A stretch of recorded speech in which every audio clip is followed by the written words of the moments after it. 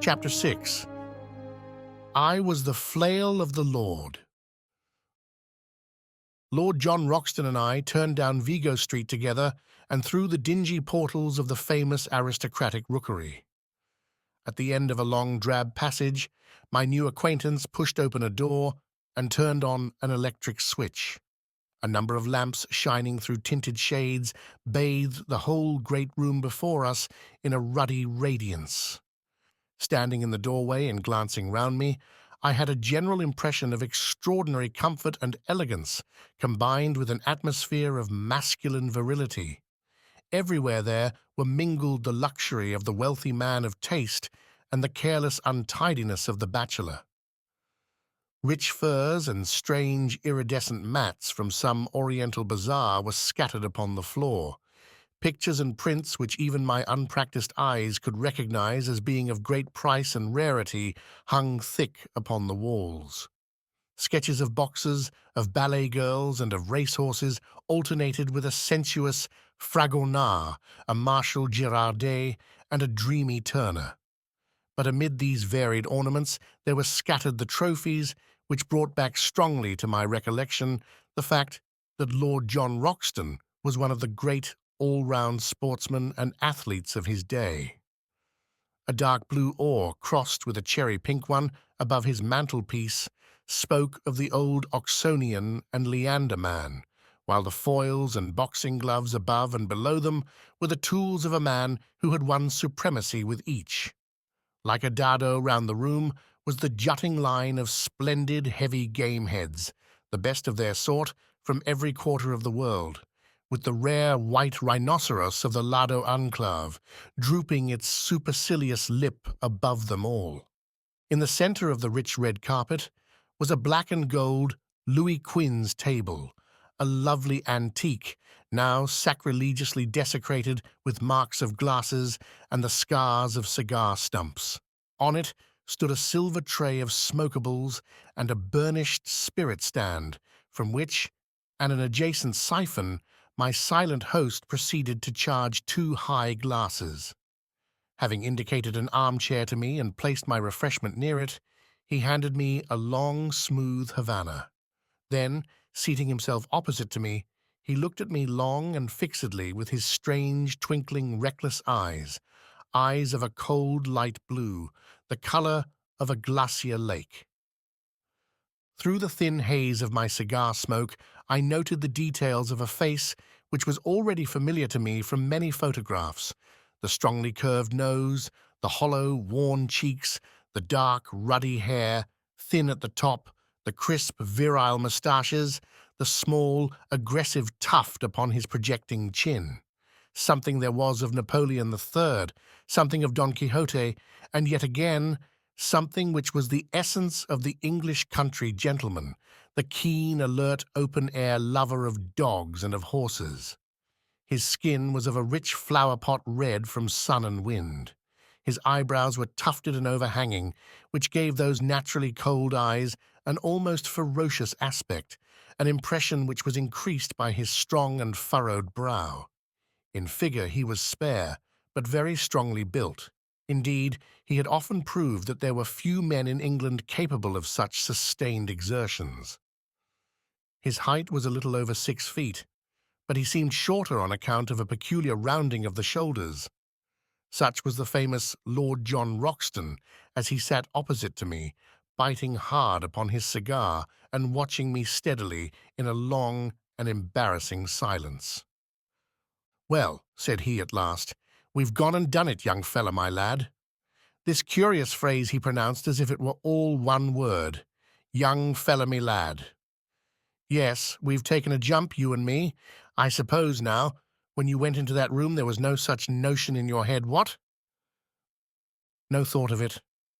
"The same here. No thought of it. And here we are, up to our necks in the tureen. Why, I've only been back 3 weeks from Uganda, and taken a place in Scotland, and signed the lease and all. Pretty goings-on. What? How does it hit you?" "Well, it is all in the main line of my business. I am a journalist on the Gazette." "Of course. You said so when you took it on. By the way, I've got a small job for you if you'll help me. With pleasure. Don't mind taking a risk, do you? What is the risk? Well, it's Ballinger. He's the risk. You've heard of him? No. Why, young fella, where have you lived? Sir John Ballinger is the best gentleman jock in the North Country. I could hold him on the flat at my best, but over jumps he's my master. Well, it's an open secret that when he's out of training, he drinks hard, striking an average, he calls it.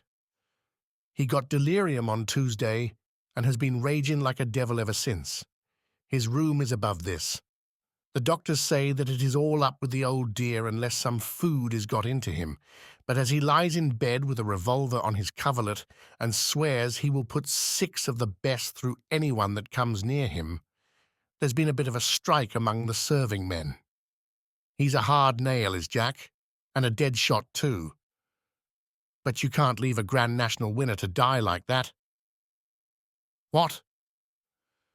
What do you mean to do then? I asked. Well, my idea was that you and I could rush him.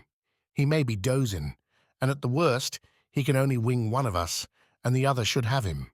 If we can get his bolster cover round his arms, and then phone up a stomach pump, we'll give the old dear the supper of his life. It was a rather desperate business to come suddenly into one's day's work. I don't think that I am a particularly brave man. I have an Irish imagination which makes the unknown and the untried more terrible than they are.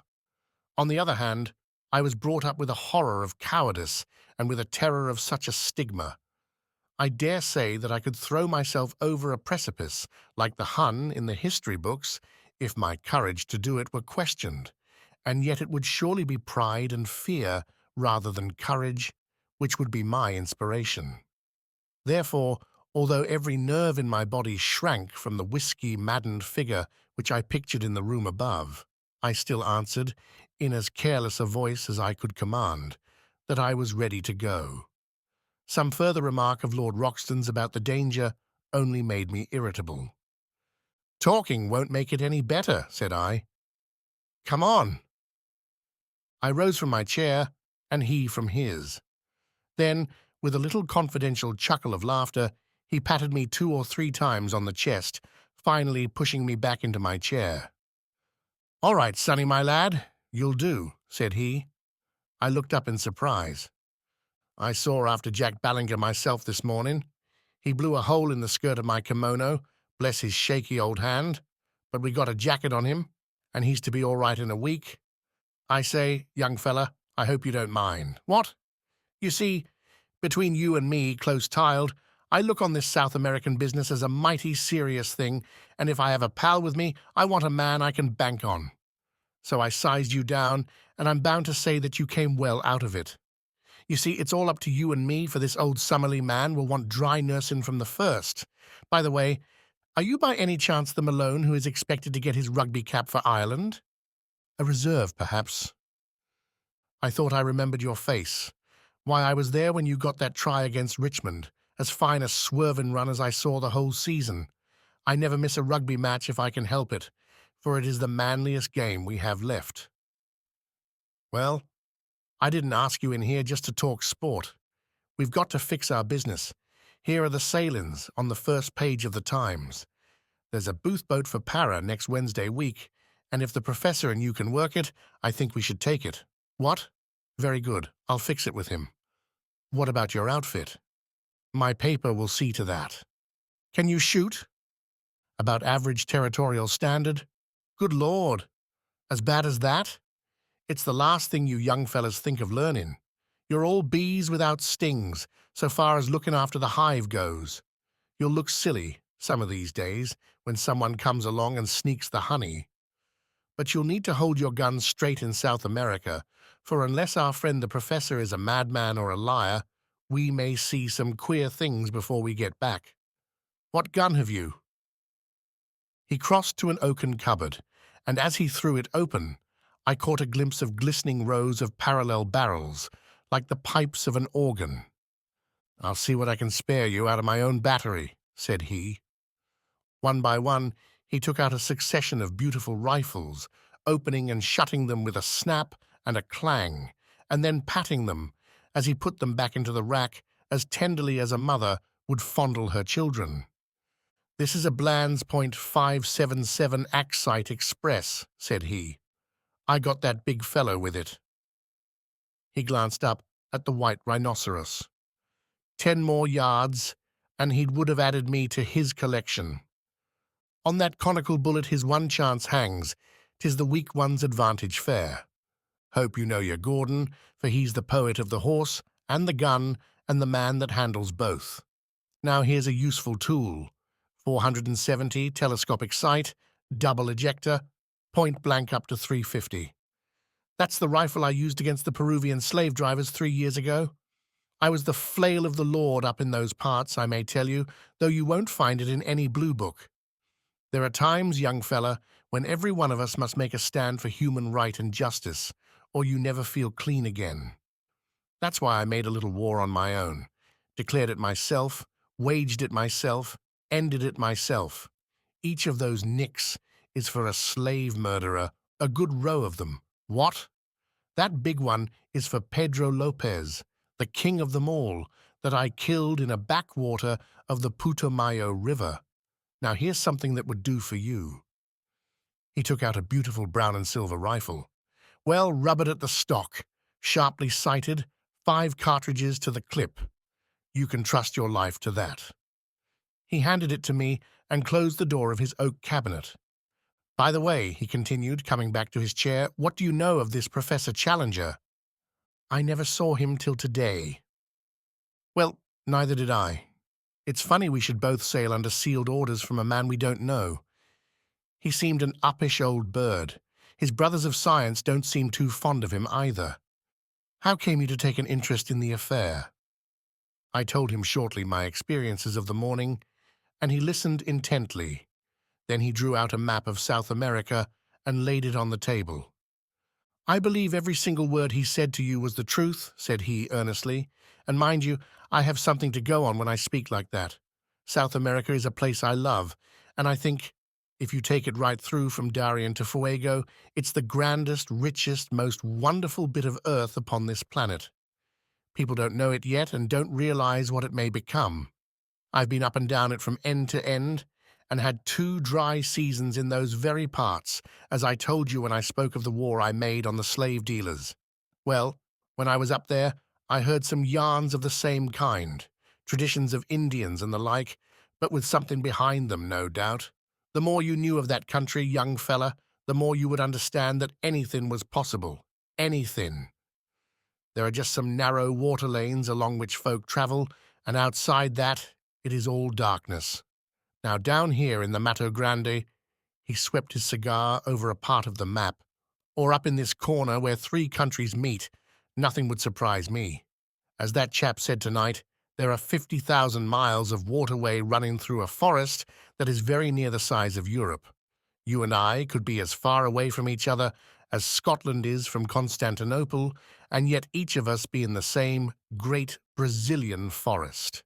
Man has just made a track here and a scrape there in the maze. Why, the river rises and falls the best part of 40 feet, and half the country is a morass that you can't pass over.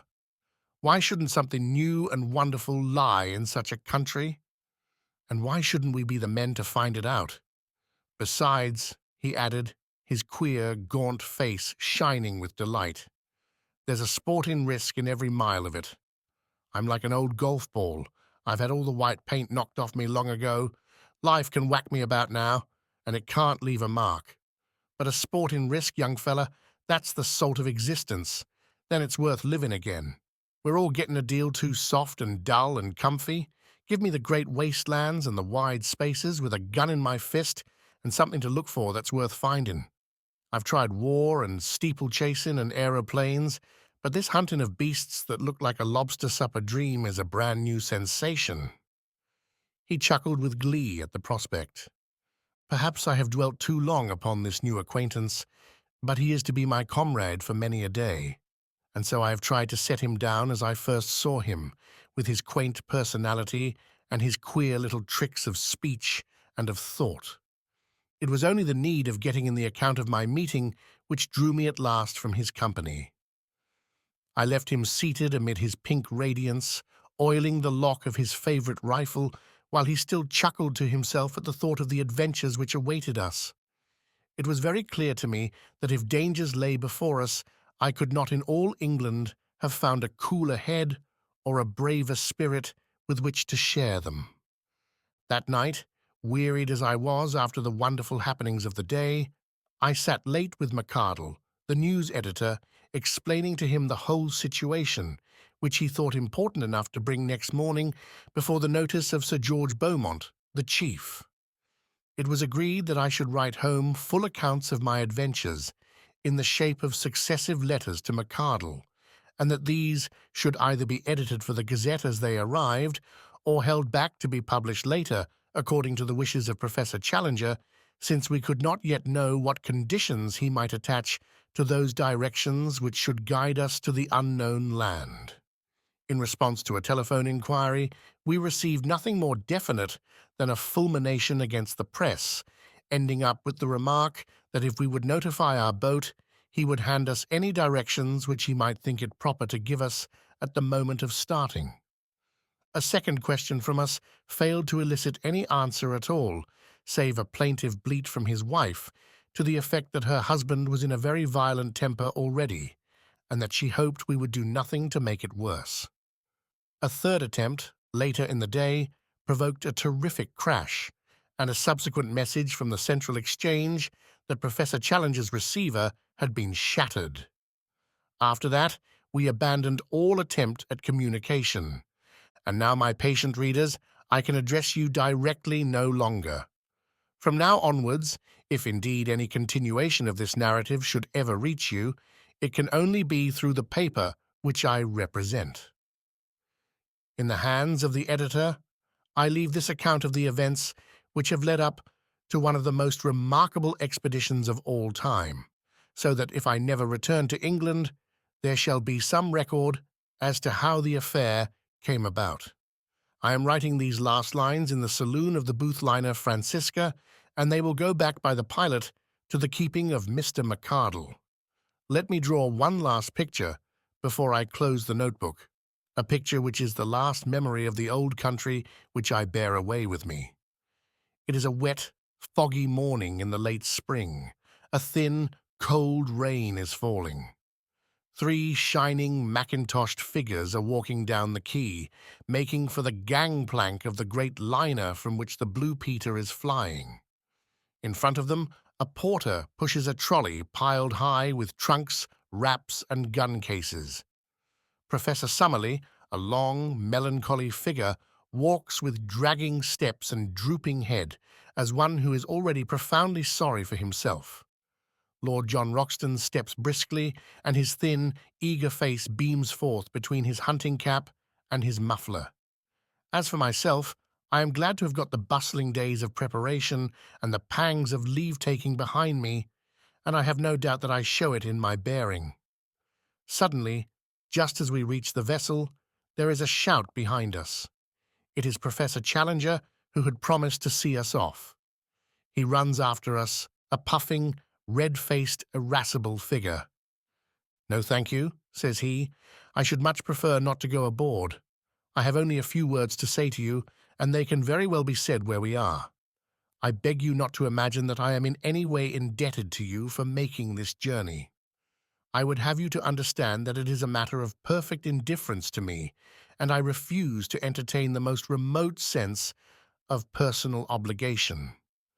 Truth is truth, and nothing which you can report can affect it in any way, though it may excite the emotions and allay the curiosity of a number of very ineffectual people. My directions for your instruction and guidance are in this sealed envelope. You will open it when you reach a town upon the Amazon which is called Manaos, but not until the date and hour which is marked upon the outside. Have I made myself clear? I leave the strict observance of my conditions entirely to your honor.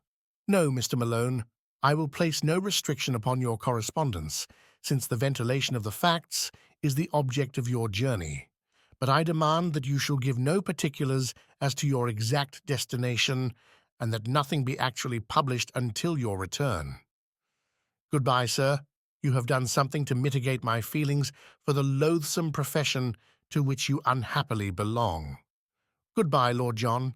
Science is, as I understand, a sealed book to you, but you may congratulate yourself upon the hunting field which awaits you. You will, no doubt, have the opportunity of describing in the field how you brought down the rocketing Dimorphodon. And goodbye to you also, Professor Summerlee. If you are still capable of self-improvement, of which I am frankly unconvinced, you will surely return to London a wiser man. So he turned upon his heel, and a minute later from the deck I could see his short, squat figure bobbing about in the distance as he made his way back to his train. Well, we are well down channel now. There's the last bell for letters, and it's goodbye to the pilot. We'll be down, hull down, on the old trail from now on. God bless all we leave behind us and send us safely back. Chapter 7. Tomorrow we disappear into the unknown. I will not bore those whom this narrative may reach by an account of our luxurious voyage upon the Booth liner, nor will I tell of our week's stay at Para, save that I should wish to acknowledge the great kindness of the Pereira de Pinta Company in helping us to get together our equipment. I will also allude very briefly to our river journey up a wide, slow-moving, clay-tinted stream in a steamer which was little smaller than that which had carried us across the Atlantic. Eventually we found ourselves through the narrows of Abydos and reached the town of Manaos. Here we were rescued from the limited attractions of the local inn by Mr. Shortman, the representative of the British and Brazilian Trading Company. In his hospitable fazenda, we spent our time until the day when we were empowered to open the letter of instructions given to us by Professor Challenger. Before I reach the surprising events of that date, I would desire to give a clearer sketch of my comrades in this enterprise and of the associates whom we had already gathered together in South America. I speak freely, and I leave the use of my material to your own discretion, Mr. McArdle, since it is through your hands that this report must pass before it reaches the world. The scientific attainments of Professor Summerlee are too well known for me to trouble to recapitulate them. He is better equipped for a rough expedition of this sort than one would imagine at first sight. His tall, gaunt, stringy figure is insensible to fatigue, and his dry, half-sarcastic, and often wholly unsympathetic manner is uninfluenced by any change in his surroundings. Though in his 66th year, I have never heard him express any dissatisfaction at the occasional hardships which we have had to encounter. I had regarded his presence as an encumbrance to the expedition, but as a matter of fact, I am now well convinced that his power of endurance is as great as my own. In temper, he is naturally acid and skeptical. From the beginning, he has never concealed his belief that Professor Challenger is an absolute fraud, that we are all embarked upon an absurd wild goose chase, and that we are likely to reap nothing but disappointment and danger in South America, and corresponding ridicule in England. Such are the views which, with much passionate distortion of his thin features and wagging of his thin, goat-like beard, he poured into our ears all the way from Southampton to Manaos. Since landing from the boat, he has obtained some consolation from the beauty and variety of the insect and bird life around him, for he is absolutely wholehearted in his devotion to science. He spends his days flitting through the woods with his shotgun and his butterfly net, and his evenings in mounting the many specimens he has acquired. Among his minor peculiarities are that he is careless as to his attire, unclean in his person, exceedingly absent-minded in his habits, and addicted to smoking a short briar pipe, which is seldom out of his mouth. He has been upon several scientific expeditions in his youth. He was with Robertson in Papua, and the life of the camp and the canoe is nothing fresh to him. Lord John Roxton has some points in common with Professor Summerlee, and others in which they are the very antithesis to each other. He is 20 years younger, but has something of the same spare, scraggy physique. As to his appearance, I have, as I recollect, described it in that portion of my narrative which I have left behind me in London. He is exceedingly neat and prim in his ways, dresses always with great care in white drill suits and high brown mosquito boots, and shaves at least once a day. Like most men of action, he is laconic in speech and sinks readily into his own thoughts, but he is always quick to answer a question or join in a conversation, talking in a queer, jerky, half-humorous fashion. His knowledge of the world, and very especially of South America, is surprising, and he has a wholehearted belief in the possibilities of our journey, which is not to be dashed by the sneers of Professor Summerlee. He has a gentle voice and a quiet manner, but behind his twinkling blue eyes there lurks a capacity for furious wrath and implacable resolution, the more dangerous because they are held in leash. He spoke little of his own exploits in Brazil and Peru, but it was a revelation to me to find the excitement which was caused by his presence among the riverine natives, who looked upon him as their champion and protector. The exploits of the Red Chief, as they called him, had become legends among them, but the real facts, as far as I could learn them, were amazing enough. These were that Lord John had found himself some years before in that no-man's land which is formed by the half-defined frontiers between Peru, Brazil, and Colombia. In this great district, the wild rubber tree flourishes and has become, as in the Congo, a curse to the natives, which can only be compared to their forced labor under the Spaniards upon the old silver mines of Darien.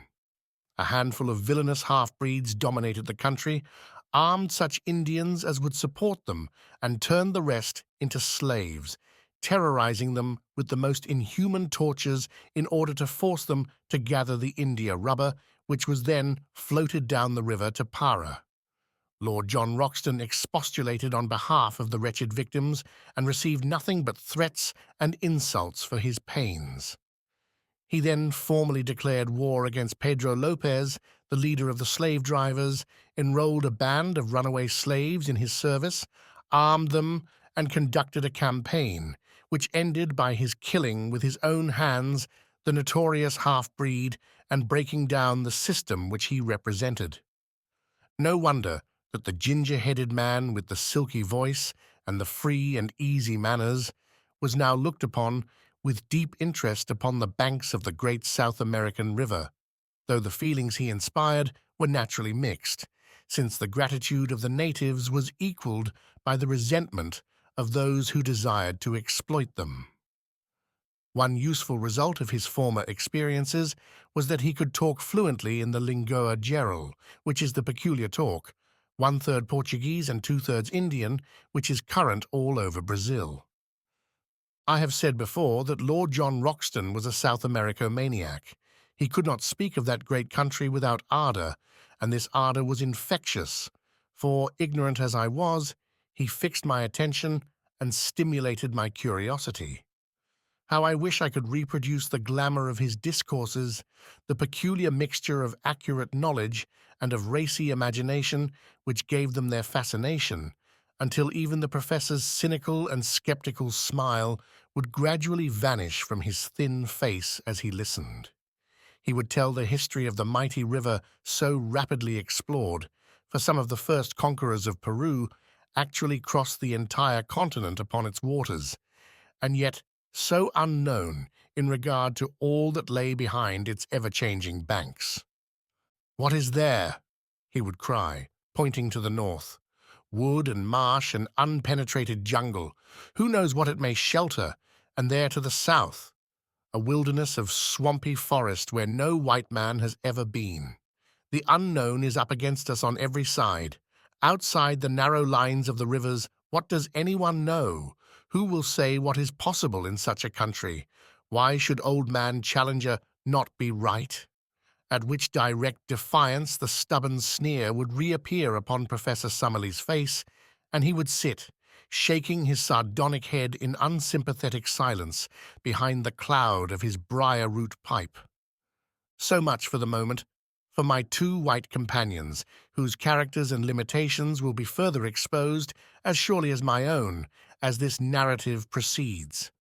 But already we have enrolled certain retainers who may play no small part in what is to come.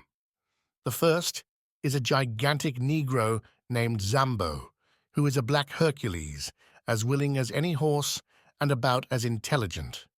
Him we enlisted at Para on the recommendation of the steamship company, on whose vessels he had learned to speak a halting English. It was at Para also that we engaged Gomez and Manuel, two half-breeds from up the river, just come down with a cargo of redwood. They were swarthy fellows, bearded and fierce, as active and wiry as panthers. Both of them had spent their lives in those upper waters of the Amazon which we were about to explore, and it was this recommendation which had caused Lord John to engage them. One of them, Gomez, had the further advantage that he could speak excellent English. These men were willing to act as our personal servants, to cook, to row, or to make themselves useful in any way at a payment of $15 a month. Besides these, we had engaged 3 Mojo Indians from Bolivia, who are the most skillful at fishing and boat work of all the river tribes. The chief of these we called Mojo after his tribe, and the others are known as Jose and Fernando. 3 white men then, 2 half-breeds, 1 Negro, and 3 Indians made up the personnel of the little expedition which lay waiting for its instructions at Manaos before starting upon its singular quest. At last, after a weary week, the day had come and the hour.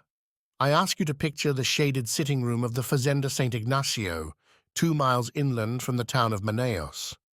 Outside lay the yellow, brassy glare of the sunshine, with the shadows of the palm trees as black and definite as the trees themselves. The air was calm, full of the eternal hum of insects, a tropical chorus of many octaves, from the deep drone of the bee to the high, keen pipe of the mosquito. Beyond the veranda was a small, cleared garden, bounded with cactus hedges and adorned with clumps of flowering shrubs, round which the great blue butterflies and the tiny hummingbirds fluttered and darted in crescents of sparkling light. Within, we were seated round the cane table on which lay a sealed envelope. Inscribed upon it, in the jagged handwriting of Professor Challenger, were the words, "Instructions to Lord John Roxton and party, to be opened at Manaos upon July 15th at 12 o'clock precisely." Lord John had placed his watch upon the table beside him. "We have 7 more minutes," said he. "The old dear is very precise." Professor Summerlee gave an acid smile as he picked up the envelope in his gaunt hand. "What can it possibly matter whether we open it now or in 7 minutes?" said he. "It is all part and parcel of the same system of quackery and nonsense, for which I regret to say that the writer is notorious." "Oh, come, we must play the game according to rules," said Lord John. "It's old man Challenger's show, and we are here by his good will, so it would be rotten bad form if we didn't follow his instructions to the letter." "A pretty business it is," cried the professor bitterly. "It struck me as preposterous in London, but I'm bound to say that it seems even more so upon closer acquaintance. I don't know what is inside this envelope, but unless it is something pretty definite, I shall be much tempted to take the next down-river boat and catch the Bolivia at Para. After all, I have some more responsible work in the world than to run about disproving the assertions of a lunatic. Now, Roxton, surely it is time." "Time it is," said Lord John. "You can blow the whistle." He took up the envelope and cut it with his penknife. From it he drew a folded sheet of paper. This he carefully opened out and flattened on the table. It was a blank sheet. He turned it over. Again it was blank. We looked at each other in a bewildered silence, which was broken by a discordant burst of derisive laughter from Professor Summerlee. "It is an open admission," he cried. "What more do you want? The fellow is a self-confessed humbug. We have only to return home and report him as the brazen impostor that he is." "Invisible ink," I suggested. "I don't think," said Lord Roxton, holding the paper to the light. "No, young fella, my lad. There is no use deceiving yourself. I'll go bail for it that nothing has ever been written upon this paper." "May I come in?" boomed a voice from the veranda. The shadow of a squat figure had stolen across the patch of sunlight. That voice, that monstrous breadth of shoulder! We sprang to our feet with a gasp of astonishment as Challenger, in a round, boyish straw hat with a coloured ribbon, Challenger, with his hands in his jacket pockets and his canvas shoes daintily pointing as he walked, appeared in the open space before us. He threw back his head, and there he stood in the golden glow, with all his old Assyrian luxuriance of beard, all his native insolence of drooping eyelids and intolerant eyes. "I fear," said he, taking out his watch, "that I am a few minutes too late. When I gave you this envelope, I must confess that I had never intended that you should open it, for it had been my fixed intention to be with you before the hour. The unfortunate delay can be apportioned between a blundering pilot and an intrusive sandbank. I fear that it has given my colleague, Professor Summerlee, occasion to blaspheme." "I am bound to say, sir," said Lord John, with some sternness of voice, "that your turning up is a considerable relief to us, for our mission seemed to have come to a premature end. Even now I can't for the life of me understand why you should have worked it in so extraordinary a manner." Instead of answering, Professor Challenger entered, shook hands with myself and Lord John, bowed with ponderous insolence to Professor Summerlee, and sank back into a basket chair, which creaked and swayed beneath his weight. "Is all ready for your journey?" he asked. "We can start tomorrow." "Then so you shall. You need no chart of directions now, since you will have the inestimable advantage of my own guidance. From the first I had determined that I would myself preside over your investigation. The most elaborate charts would, as you will readily admit, be a poor substitute for my own intelligence and advice. As to the small ruse which I played upon you in the matter of the envelope, it is clear that, had I told you all my intentions, I should have been forced to resist unwelcome pressure to travel out with you." "Not from me, sir," exclaimed Professor Summerlee heartily, "so long as there was another ship upon the Atlantic." Challenger waved him away with his great hairy hand. "Your common sense will, I am sure, sustain my objection and realize that it was better that I should direct my own movements and appear only at the exact moment when my presence was needed. That moment has now arrived. You are in safe hands. You will not now fail to reach your destination. From henceforth I take command of this expedition, and I must ask you to complete your preparations tonight so that we may be able to make an early start in the morning. My time is of value, and the same thing may be said, no doubt, in a lesser degree of your own. I propose, therefore, that we push on as rapidly as possible until I have demonstrated what you have come to see. Lord John Roxton has chartered a large steam launch, the Esmeralda, which was to carry us up the river. So far as climate goes, it was immaterial what time we chose for our expedition, as the temperature ranges from 75 to 90 degrees both summer and winter, with no appreciable difference in heat. In moisture, however, it is otherwise. From December to May is the period of the rains, and during this time the river slowly rises until it attains a height of nearly 40 feet above its low-water mark. It floods the banks, extends in great lagoons over a monstrous waste of country, and forms a huge district called locally the Gapo, which is for the most part too marshy for foot travel and too shallow for boating. About June the waters begin to fall, and are at their lowest at October or November. Thus our expedition was at the time of the dry season, when the great river and its tributaries were more or less in a normal condition. The current of the river is a slight one, the drop being not greater than 8 inches in a mile. No stream could be more convenient for navigation, since the prevailing wind is southeast, and sailing boats may make a continuous progress to the Peruvian frontier, dropping down again with the current.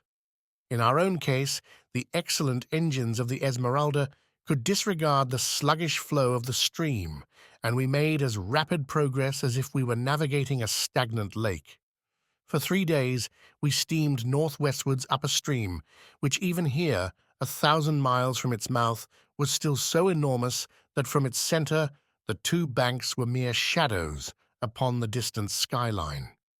On the 4th day after leaving Manaos, we turned into a tributary which at its mouth was little smaller than the main stream. It narrowed rapidly, however, and after 2 more days' steaming, we reached an Indian village, where the professor insisted that we should land and that the Esmeralda should be sent back to Manaos. We should soon come upon rapids, he explained, which would make its further use impossible. He added privately that we were now approaching the door of the unknown country, and that the fewer whom we took into our confidence, the better it would be. To this end, also, he made each of us give our word of honor that we would publish or say nothing which would give any exact clue as to the whereabouts of our travels, while the servants were all solemnly sworn to the same effect. It is for this reason that I am compelled to be vague in my narrative, and I would warn my readers that in any map or diagram which I may give the relation of places to each other may be correct, but the points of the compass are carefully confused, so that in no way can it be taken as an actual guide to the country. Professor Challenger's reasons for secrecy may be valid or not, but we had no choice but to adopt them, for he was prepared to abandon the whole expedition rather than modify the conditions upon which he would guide us. It was August 2nd when we snapped our last link with the outer world by bidding farewell to the Esmeralda. Since then, 4 days have passed, during which we have engaged 2 large canoes from the Indians, made of so light a material, skins over a bamboo framework, that we should be able to carry them round any obstacle. These we have loaded with all our effects, and have engaged 2 additional Indians to help us in the navigation.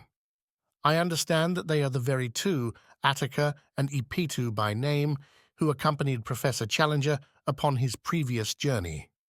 They appeared to be terrified at the prospect of repeating it, but the chief has patriarchal powers in these countries, and if the bargain is good in his eyes, the clansman has little choice in the matter. So tomorrow we disappear into the unknown. This account I am transmitting down the river by canoe, and it may be our last word to those who are interested in our fate. I have, according to our arrangement, addressed it to you, my dear Mr. McCardle, and I leave it to your discretion to delete, alter, or do what you like with it. From the assurance of Professor Challenger's manner, and in spite of the continued skepticism of Professor Summerlee, I have no doubt that our leader will make good his statement, and that we are really on the eve of some most remarkable experiences. Chapter 8. The Outlying Pickets of the New World. Our friends at home may well rejoice with us, for we are at our goal, and up to a point, at least, we have shown that the statement of Professor Challenger can be verified. We have not, it is true, ascended the plateau, but it lies before us, and even Professor Summerlee is in a more chastened mood. Not that he will for an instant admit that his rival could be right, but he is less persistent in his incessant objections, and has sunk for the most part into an observant silence. I must hark back, however, and continue my narrative from where I dropped it. We are sending home one of our local Indians who is injured, and I am committing this letter to his charge with considerable doubts in my mind as to whether it will ever come to hand. When I wrote last, we were about to leave the Indian village where we had been deposited by the Esmeralda. I have to begin my report by bad news. For the first serious personal trouble, I pass over the incessant bickerings between the professors, occurred this evening, and might have had a tragic ending. I have spoken of our English-speaking half-breed, Gomez, a fine worker and a willing fellow, but afflicted, I fancy, with the vice of curiosity, which is common enough among such men. On the last evening he seems to have hid himself near the hut in which we were discussing our plans, and, being observed by our huge Negro Zambo, who is as faithful as a dog and has the hatred which all his race bear to the half-breeds, he was dragged out and carried into our presence. Gomez whipped out his knife, however, and but for the huge strength of his captor, which enabled him to disarm him with one hand, he would certainly have stabbed him. The matter has ended in reprimands, the opponents have been compelled to shake hands, and there is every hope that all will be well. As to the feuds of the two learned men, they are continuous and bitter. It must be admitted that Challenger is provocative in the last degree, but Summerlee has an acid tongue, which makes matters worse. Last night, Challenger said that he never cared to walk on the Thames embankment and look up the river, as it was always sad to see one's own eventual goal. He is convinced, of course, that he is destined for Westminster Abbey. Summerlee rejoined, however, with a sour smile, by saying that he understood that Millbank Prison had been pulled down. Challenger's conceit is too colossal to allow him to be really annoyed. He only smiled in his beard and repeated, "Really, really," in the pitying tone one would use to a child. Indeed, they are children both, the one wizened and cantankerous, the other formidable and overbearing, yet each with a brain which has put him in the front rank of his scientific age. Brain, character, soul, only as one sees more of life does one understand how distinct is each. The very next day we did actually make our start upon this remarkable expedition. We found that all our possessions fitted very easily into the two canoes, and we divided our personnel, 6 in each, taking the obvious precaution, in the interests of peace, of putting one professor into each canoe. Personally, I was with Challenger, who was in a beatific humor, moving about as one in a silent ecstasy and beaming benevolence from every feature.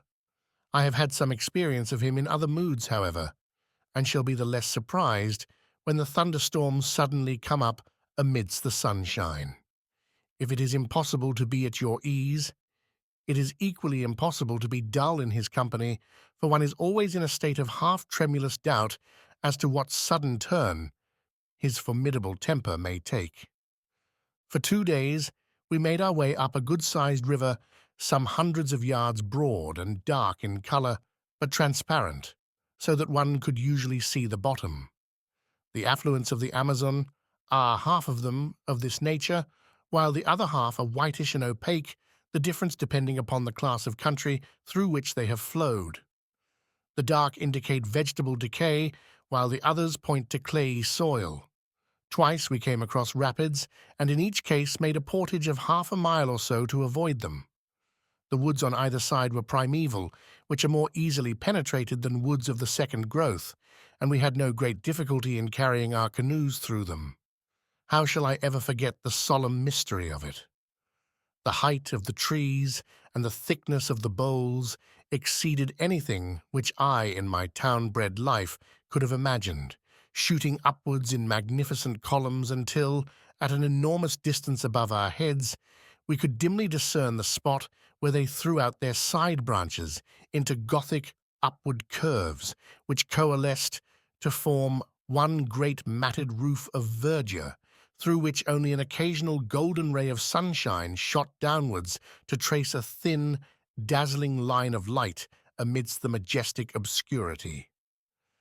As we walked noiselessly amid the thick, soft carpet of decaying vegetation, the hush fell upon our souls which comes upon us in the twilight of the Abbey, and even Professor Challenger's full-chested notes sank into a whisper. Alone, I should have been ignorant of the names of these giant growths, but our men of science pointed out the cedars, the great silk cotton trees, and the redwood trees, with all that profusion of various plants which has made this continent the chief supplier to the human race of those gifts of nature which depend upon the vegetable world, while it is the most backward in those products which come from animal life. Vivid orchids and wonderful coloured lichens smouldered upon the swarthy tree trunks, and where a wandering shaft of light fell full upon the golden alamander, the scarlet star clusters of the taxonia, or the rich deep blue of ipomea, the effect was as a dream of fairyland. In these great wastes of forest, life, which abhors darkness, struggles ever upwards to the light. Every plant, even the smaller ones, curls and writhes to the green surface, twining itself round its stronger and taller brethren in the effort. Climbing plants are monstrous and luxuriant, but others, which have never been known to climb elsewhere, learn the art as an escape from that sombre shadow, so that the common nettle, the jasmine, and even the jassitara palm tree can be seen circling the stems of the cedars and striving to reach their crowns. Of animal life, there was no movement amid the majestic vaulted aisles which stretched from us as we walked, but a constant movement far above our heads told of that multitudinous world of snake and monkey, bird and sloth, which lived in the sunshine and looked down in wonder at our tiny, dark, stumbling figures in the obscure depths immeasurably below them. At dawn and at sunset, the howler monkeys screamed together, and the parakeets broke into shrill chatter. But during the hot hours of the day, only the full drone of insects, like the beat of a distant surf, filled the ear, while nothing moved amid the solemn vistas of stupendous trunks, fading away into the darkness which held us in. Once some bandy-legged lurching creature, an ant-eater or a bear, scuttled clumsily amid the shadows. It was the only sign of earth life which I saw in this great Amazonian forest, and yet there were indications that even human life itself was not far from us in those mysterious recesses. On the third day out, we were aware of a singular deep throbbing in the air, rhythmic and solemn, coming and going fitfully throughout the morning. The two boats were paddling within a few yards of each other when first we heard it, and our Indians remained motionless, as if they had been turned to bronze, listening intently with expressions of terror upon their faces. "What is it, then?" I asked. "Drums," said Lord John carelessly. "War drums. I have heard them before." "Yes, sir, war drums," said Gomez, the half-breed. "Wild Indians, bravos, not mansos. They watch us every mile of the way. Kill us if they can." "How can they watch us?" I asked, gazing into the dark, motionless void. The half-breed shrugged his broad shoulders. "The Indians know. They have their own way. They watch us. They talk the drum, talk to each other. Kill us if they can." By the afternoon of that day, my pocket diary shows me that it was Tuesday, August 18th. At least 6 or 7 drums were throbbing from various points. Sometimes they beat quickly, sometimes slowly, sometimes in obvious question and answer, one far to the east breaking out in a high staccato rattle and being followed after a pause by a deep roll from the north. There was something indescribably nerve-shaking and menacing in that constant mutter, which seemed to shape itself into the very syllables of the half-breed, endlessly repeated, "We will kill you if we can. We will kill you if we can." No one ever moved in the silent woods. All the peace and soothing of quiet nature lay in that dark curtain of vegetation, but away from behind there came ever the one message from our fellow man. "We will kill you if we can," said the men in the east. "We will kill you if we can," said the men in the north. All day the drums rumbled and whispered, while their menace reflected itself in the faces of our coloured companions. Even the hardy, swaggering half-breed seemed cowed. I learned, however, that day once for all, that both Summerlee and Challenger possessed that highest type of bravery, the bravery of the scientific mind. Theirs was the spirit which upheld Darwin among the gauchos of the Argentine, or Wallace among the headhunters of Malaya. It is decreed by a merciful nature that the human brain cannot think of two things simultaneously, so that if it be steeped in curiosity as to science, it has no room for merely personal considerations. All day, amid that incessant and mysterious menace, our two professors watched every bird upon the wing, and every shrub upon the bank, with many a sharp, wordy contention, when the snarl of Summerlee came quick upon the deep growl of Challenger, but with no more sense of danger and no more reference to drum-beating Indians than if they were seated together in the smoking-room of the Royal Societies Club in St. James's Street. Once only did they condescend to discuss them. "Mirana or Amawaka cannibals," said Challenger, jerking his thumb towards the reverberating wood. "No doubt, sir," Summerlee answered. "Like all such tribes, I shall expect to find them of polysynthetic speech and of Mongolian type." "Polysynthetic, certainly," said Challenger indulgently. "I am not aware that any other type of language exists in this continent, and I have notes of more than 100. The Mongolian theory I regard with deep suspicion. I should have thought that even a limited knowledge of comparative anatomy would have helped to verify it," said Summerlee bitterly. Challenger thrust out his aggressive chin until he was all beard and hat rim. "No doubt, sir, a limited knowledge would have that effect. When one's knowledge is exhaustive, one comes to other conclusions." They glared at each other in mutual defiance, while all round rose the distant whisper, "We will kill you. We will kill you if we can."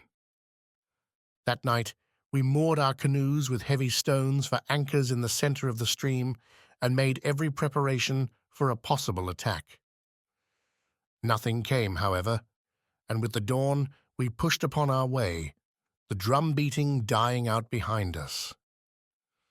About 3 o'clock in the afternoon, we came to a very steep rapid, more than a mile long, the very one in which Professor Challenger had suffered disaster upon his first journey.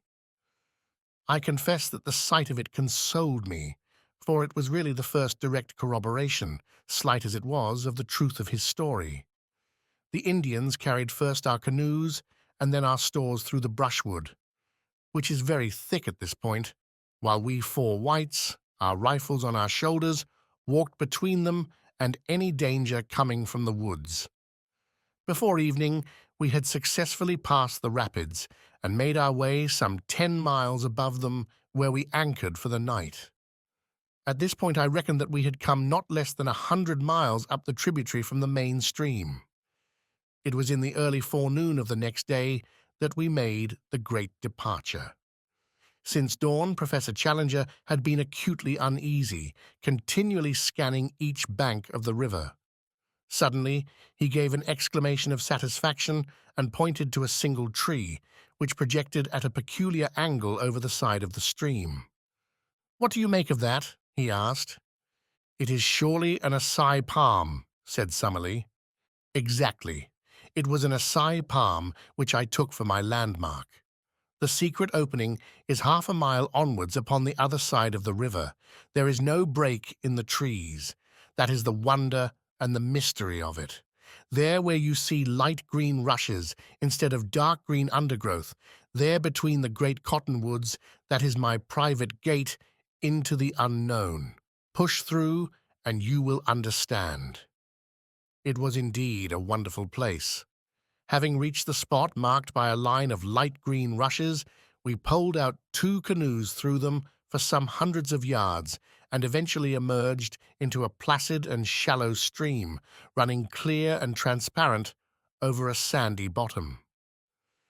It may have been 20 yards across and was banked in on each side by most luxuriant vegetation. No one who had not observed that for a short distance reeds had taken the place of shrubs could possibly have guessed the existence of such a stream or dreamed of the fairyland beyond. For a fairyland it was, the most wonderful that the imagination of man could conceive. The thick vegetation met overhead, interlacing into a natural pergola, and through this tunnel of verdure in a golden twilight flowed the green, pellucid river, beautiful in itself, but marvelous from the strange tints thrown by the vivid light from above, filtered and tempered in its fall. Clear as crystal, motionless as a sheet of glass, green as the edge of an iceberg, it stretched in front of us under its leafy archway, every stroke of our paddles sending 1,000 ripples across its shining surface. It was a fitting avenue to a land of wonders. All sign of the Indians had passed away, but animal life was more frequent, and the tameness of the creatures showed that they knew nothing of the hunter. Fuzzy little black velvet monkeys with snow-white teeth and gleaming, mocking eyes chattered at us as we passed. With a dull, heavy splash, an occasional caiman plunged in from the bank. Once a dark, clumsy tapir stared at us from a gap in the bushes and then lumbered away through the forest. Once, too, the yellow, sinuous form of a great puma whisked amid the brushwood, and its green, baleful eyes glared hatred at us over its tawny shoulder.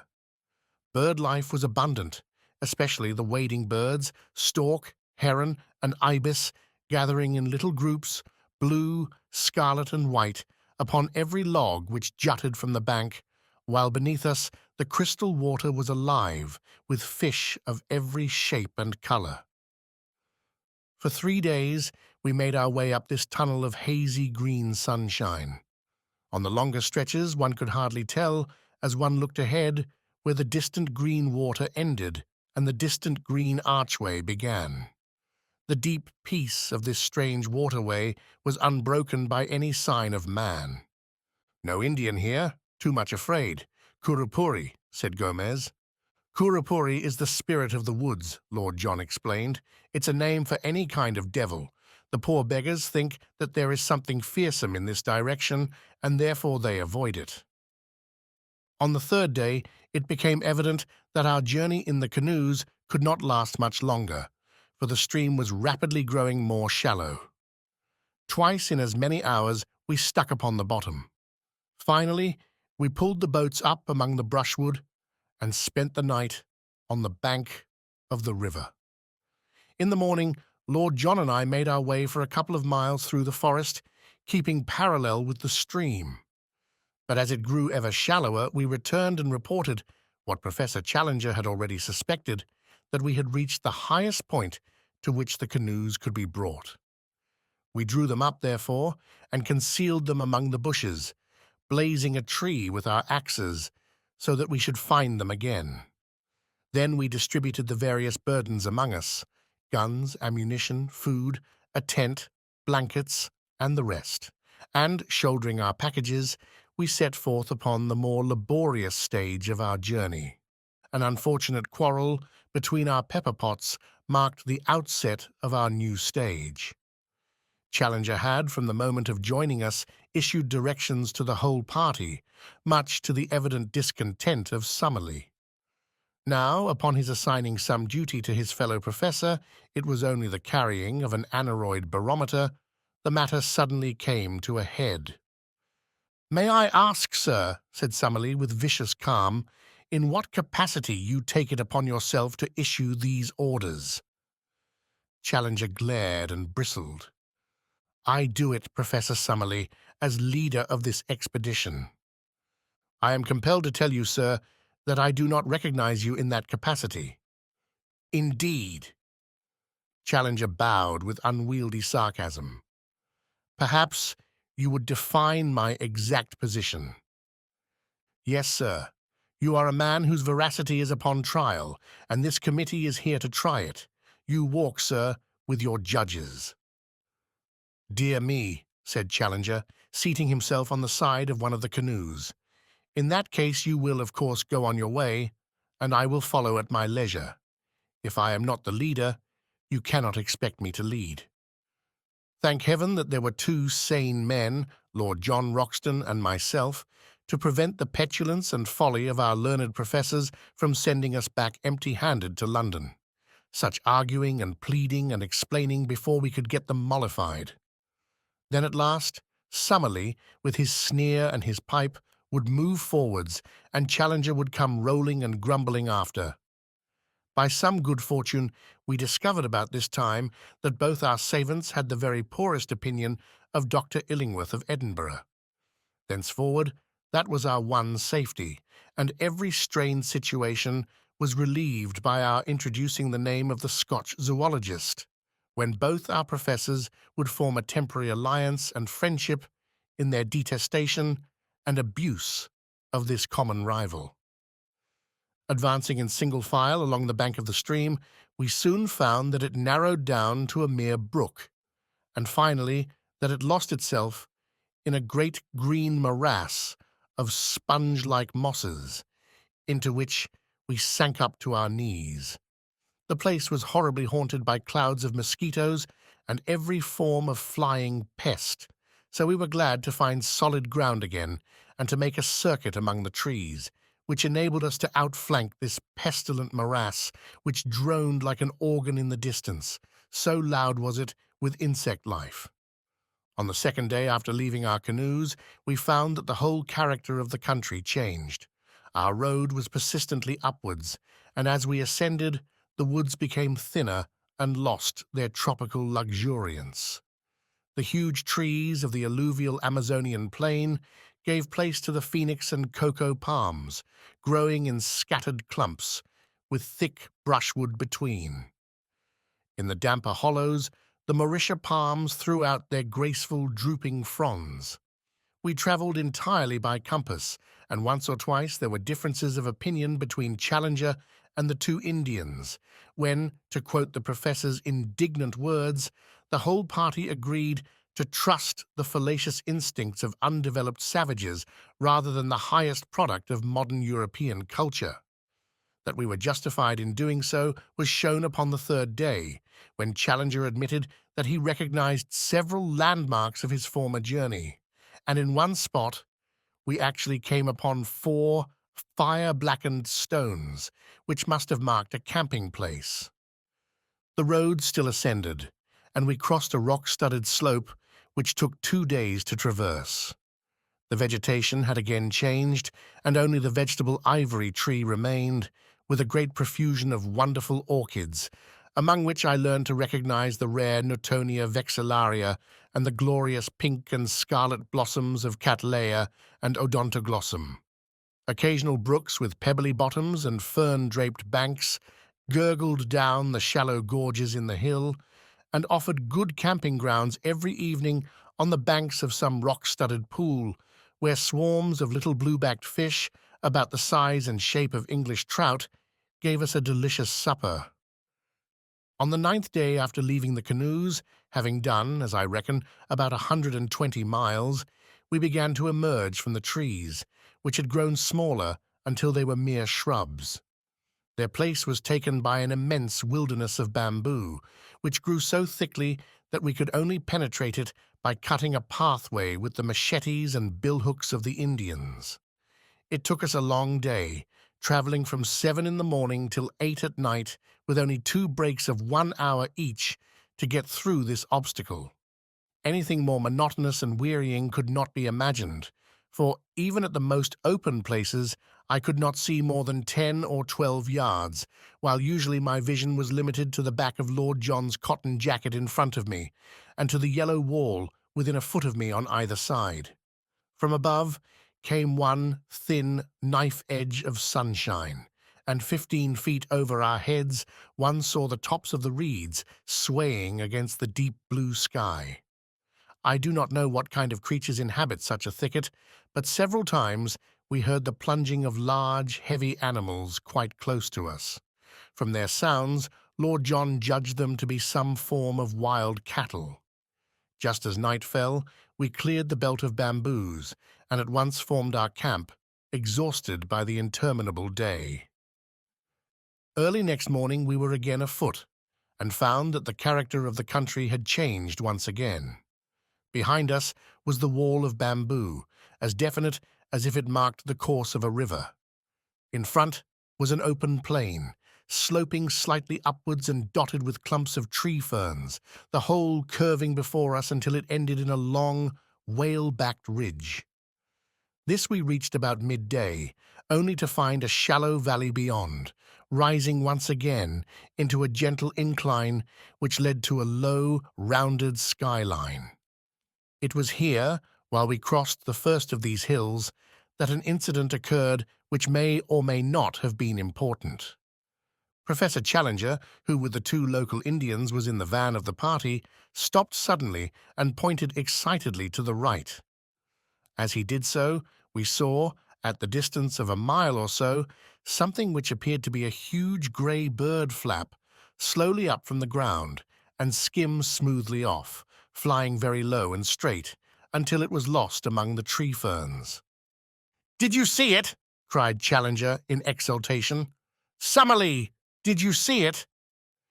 His colleague was staring at the spot where the creature had disappeared. "What do you claim that it was?" he asked. "To the best of my belief, a pterodactyl." Summerlee burst into derisive laughter. "A pter fiddlestick," said he. "It was a stork, if ever I saw one." Challenger was too furious to speak. He simply swung his pack upon his back and continued upon his march. Lord John came abreast of me, however, and his face was more grave than was his wont. He had his Zeiss glasses in his hand. "I focused it before it got over the trees," said he. "I won't undertake to say what it was, but I'll risk my reputation as a sportsman that it wasn't any bird that ever I clapped eyes on in my life. So there the matter stands. Are we really just at the edge of the unknown, encountering the outlying pickets of this lost world of which our leader speaks? I give you the incident as it occurred, and you will know as much as I do. It stands alone, for we saw nothing more which could be called remarkable. And now, my readers, if ever I have any, I have brought you up the broad river and through the screen of rushes and down the green tunnel and up the long slope of palm trees and through the bamboo brake and across the plain of tree ferns. At last our destination lay in full sight of us. When we had crossed the second ridge, we saw before us an irregular, palm-studded plain, and then the line of high red cliffs which I have seen in the picture. There it lies, even as I write, and there can be no question that it is the same. At the nearest point, it is about 7 miles from our present camp, and it curves away, stretching as far as I can see. Challenger struts about like a prize peacock, and Summerlee is silent, but still skeptical. Another day should bring some of our doubts to an end. Meanwhile, as Jose, whose arm was pierced by a broken bamboo, insists upon returning, I send this letter back in his charge, and only hope that it may eventually come to hand. I will write again, as the occasion serves. I have enclosed with this a rough chart of our journey, which may have the effect of making the account rather easier to understand. Chapter 9. Who could have foreseen it? A dreadful thing has happened to us. Who could have foreseen it? I cannot foresee any end to our troubles. It may be that we are condemned to spend our whole lives in this strange, inaccessible place. I am still so confused that I can hardly think clearly of the facts of the present or of the chances of the future. To my astounded senses, the one seems most terrible, and the other as black as night. No men have ever found themselves in a worse position, nor is there any use in disclosing to you our exact geographical situation and asking our friends for a relief party. Even if they could send one, our fate will in all human probability be decided long before it could arrive in South America. We are, in truth, as far from any human aid as if we were in the moon. If we are to win through, it is only our own qualities which can save us. I have as companions 3 remarkable men, men of great brain power and of unshaken courage. Their lives are one and only hope. It is only when I look upon the untroubled faces of my comrades that I see some glimmer through the darkness. Outwardly, I trust that I appear as unconcerned as they. Inwardly, I am filled with apprehension. Let me give you, with as much detail as I can, the sequence of events which have led us to this catastrophe. When I finished my last letter, I stated that we were within 7 miles from an enormous line of ruddy cliffs, which encircled, beyond all doubt, the plateau of which Professor Challenger spoke. Their height, as we approached them, seemed to me in some places to be greater than he had stated, running up in parts to at least 1,000 feet, and they were curiously striated, in a manner which is, I believe, characteristic of basaltic upheavals. Something of the sort is to be seen in Salisbury Crags at Edinburgh. The summit showed every sign of a luxuriant vegetation, with bushes near the edge and farther back many high trees. There was no indication of any life that we could see. That night, we pitched our camp immediately under the cliff, a most wild and desolate spot. The crags above us were not merely perpendicular, but curved outwards at the top, so that ascent was out of the question. Close to us was the high, thin pinnacle of rock which I believe I mentioned earlier in this narrative. It is like a broad red church spire, the top of it being level with the plateau, but a great chasm gaping between. On the summit of it there grew one high tree.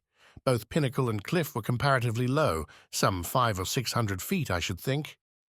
It was on that, said Professor Challenger, pointing to this tree, that the pterodactyl was perched.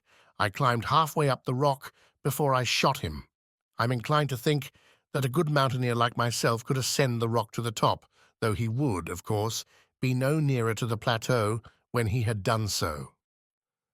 As Challenger spoke of his pterodactyl, I glanced at Professor Summerlee, and for the first time I seemed to see some signs of a dawning credulity and repentance.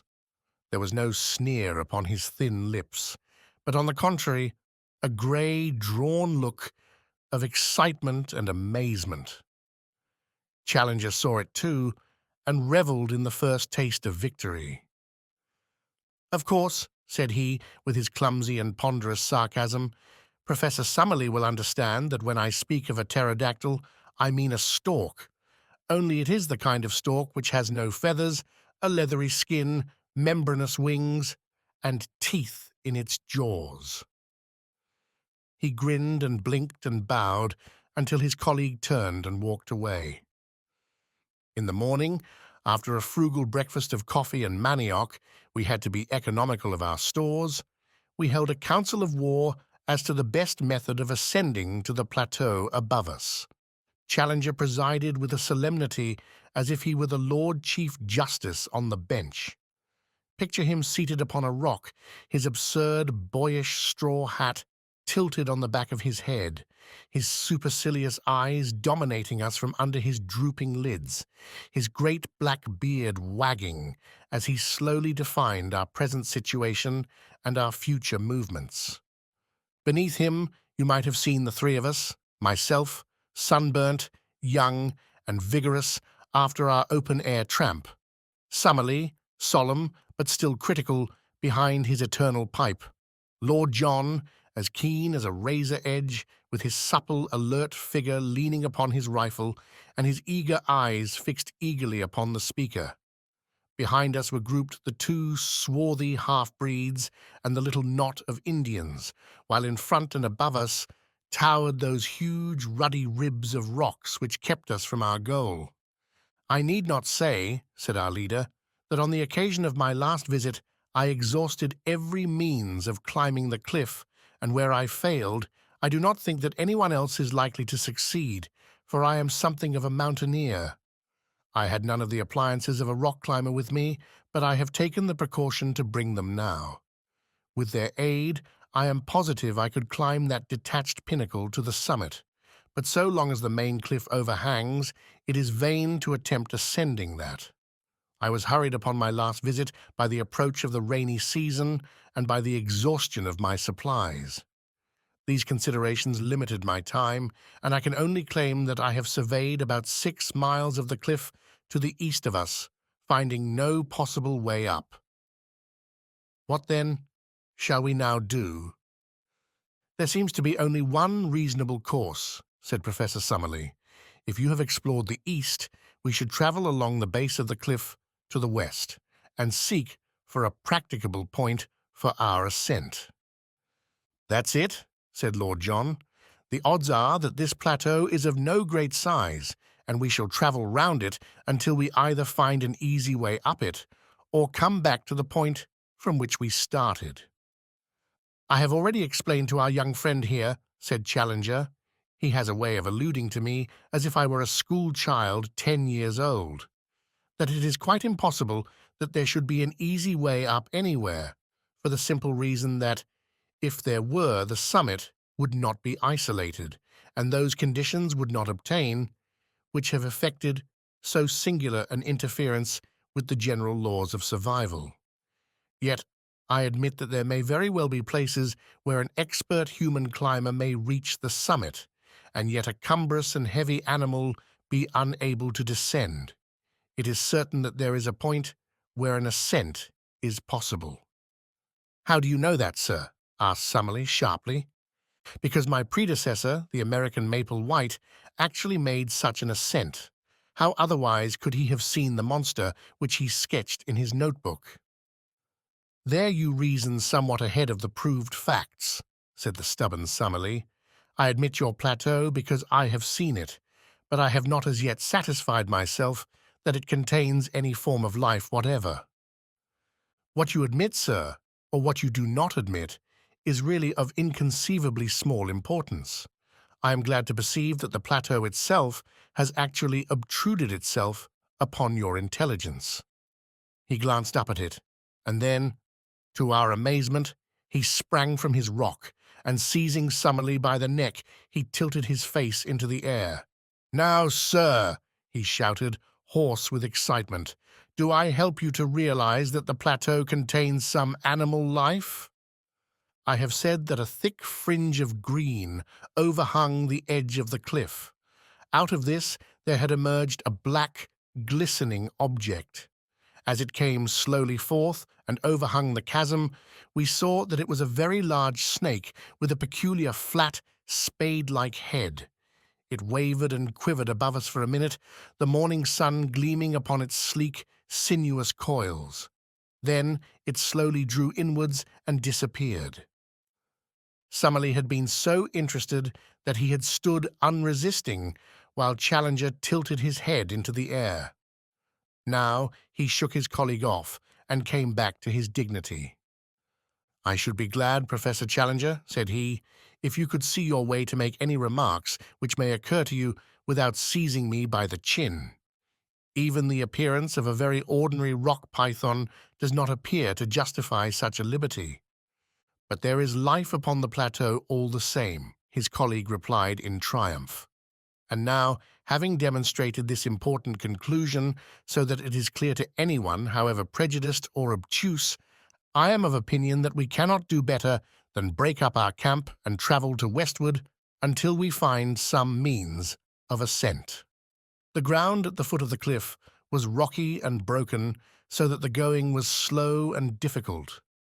Suddenly we came, however, upon something which cheered our hearts. It was the site of an old encampment, with several empty Chicago meat tins, a bottle labeled brandy, a broken tin opener, and a quantity of other travelers' debris. A crumpled, disintegrated newspaper revealed itself as the Chicago Democrat, though the date had been obliterated. "Not mine," said Challenger. "It must be Maple White's." Lord John had been gazing curiously at a great tree fern which overshadowed the encampment. "I say, look at this," said he. "I believe it is meant for a signpost." A slip of hard wood had been nailed to the tree in such a way as to point to the westward. "Most certainly a signpost," said Challenger. "What else? Finding himself upon a dangerous errand, our pioneer has left this sign so that any party which follows him may know the way he has taken. Perhaps we shall come upon some other indications as we proceed." We did indeed, but they were of a terrible and most unexpected nature. Immediately beneath the cliff there grew a considerable patch of high bamboo, like that which we had traversed in our journey. Many of these stems were 20 feet high, with sharp, strong tops, so that even as they stood, they made formidable spears. We were passing along the edge of this cover when my eye was caught by the gleam of something white within it. Thrusting in my head between the stems, I found myself gazing at a fleshless skull. The whole skeleton was there, but the skull had detached itself and lay some feet nearer to the open. With a few blows from the machetes of our Indians, we cleared the spot and were able to study the details of this old tragedy. Only a few shreds of clothes could still be distinguished, but there were the remains of boots upon the bony feet, and it was very clear that the dead man was a European. A gold watch by Hudson of New York and a chain which held a stylographic pen lay among the bones. There was also a silver cigarette case with J.C. from A.E.S. upon the lid. The state of the metal seemed to show that the catastrophe had occurred no great time before. "Who can he be?" asked Lord John. "Poor devil, every bone in his body seems to be broken." "And the bamboo grows through his smashed ribs," said Summerlee. "It is a fast-growing plant, but it is surely inconceivable that this body could have been here while the canes grew to be 20 feet in length." "As to the man's identity," said Professor Challenger, "I have no doubt whatever upon that point. As I made my way up the river before I reached you at the fazenda, I instituted very particular inquiries about Maple White. At Para, they knew nothing. Fortunately, I had a definite clue, for there was a particular picture in his sketchbook which showed him taking lunch with a certain ecclesiastic at Rosario.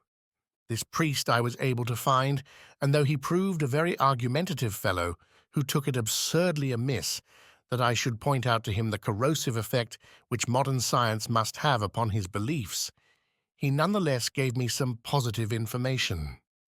Maple White passed Rosario 4 years ago, or 2 years before I saw his dead body. He was not alone at the time, but there was a friend, an American named James Culver, who remained in the boat and did not meet this ecclesiastic. I think, therefore, that there can be no doubt that we are now looking upon the remains of this James Culver." "Nor," said Lord John, "is there much doubt as to how he met his death. He has fallen or been chucked from the top, and so been impaled. How else could he come by his broken bones, and how could he have been stuck through by these canes with their points so high above our heads?" A hush came over us as we stood round these shattered remains and realized the truth of Lord John Roxton's words. The beetling head of the cliff projected over the cane brake. Undoubtedly he had fallen from above, but had he fallen? Had it been an accident? Or already ominous and terrible possibilities began to form round that unknown land. We moved off in silence and continued to coast round the line of cliffs, which were as even and unbroken as some of those monstrous Antarctic ice fields which I have seen depicted as stretching from horizon to horizon and towering high above the mastheads of the exploring vessel. In 5 miles we saw no rift or break, and then suddenly we perceived something which filled us with new hope. In a hollow of the rock, protected from rain, there was drawn a rough arrow in chalk, pointing still to the westwards. "Maple White again," said Professor Challenger. He had some presentiment that worthy footsteps would follow close behind him. "He had chalk, then?" "A box of coloured chalks was among the effects I found in his knapsack. I remember that the white one was worn to a stump." "That is certainly good evidence," said Summerlee. "We can only accept his guidance and follow on to the westward." We had proceeded some 5 more miles when again we saw a white arrow upon the rocks. It was at a point where the face of the cliff was for the first time split into a narrow cleft. Inside the cleft was a second guidance mark, which pointed right up it with the tip, somewhat elevated, as if the spot indicated were above the level of the ground. It was a solemn place, for the walls were so gigantic and the slit of blue sky so narrow and so obscured by a double fringe of verdure that only a dim and shadowy light penetrated to the bottom. We had had no food for many hours, and were very weary with the stony and irregular journey, but our nerves were too strung to allow us to halt. We ordered the camp to be pitched, however, and leaving the Indians to arrange it, we four, with the two half-breeds, proceeded up the narrow gorge. It was not more than 40 feet across at the mouth, but it rapidly closed until it ended in an acute angle, too straight and smooth for an ascent. Certainly it was not this which our pioneer had attempted to indicate. We made our way back. The whole gorge was not more than a quarter of a mile deep, and then suddenly the quick eyes of Lord John fell upon what we were seeking. High up above our heads, amid the dark shadows, there was one circle of deeper gloom. Surely it could only be the opening of a cave. The base of the cliff was heaped with loose stones at the spot, and it was not difficult to clamber up. When we reached it, all doubt was removed. Not only was it an opening into the rock, but on the side of it there was marked once again the sign of the arrow. Here was the point, and this the means by which Maple White and his ill-fated comrade had made their ascent. We were too excited to return to the camp, but must make our first exploration at once. Lord John had an electric torch in his knapsack, and this had to serve us as light. He advanced, throwing his little clear circlet of yellow radiance before him, while in single file we followed at his heels. The cave had evidently been water-worn, the sides being smooth and the floor covered with rounded stones. It was of such a size that a single man could just fit through by stooping. For 50 yards it ran almost straight into the rock, and then it ascended at an angle of 45. Presently this incline became even steeper, and we found ourselves climbing upon hands and knees among loose rubble which slid from beneath us. Suddenly an exclamation broke from Lord Roxton. "It's blocked," said he. Clustering behind him we saw in the yellow field of light a wall of broken basalt which extended to the ceiling. "The roof has fallen in!" In vain we dragged out some of the pieces.